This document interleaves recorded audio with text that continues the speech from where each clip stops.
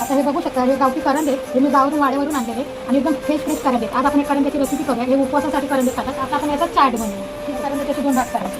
बघा अशा पद्धतीने पाणी टाकून घेऊया. अर्धा लिटर पाणी टाकायचं, जास्त नाही. तर आपण टाकून घेऊया. याचे 2 भाग करायचे म्हणजे आतपर्यंत शिजले जातात. त्याच्यामध्ये आपण मीठ टाकूया थोडं. आता आपण याला झाकण लावून घेऊया आणि याच्या 2 शिट्ट्या काढून घेऊया. आता आपण झाकण काढून बघूया.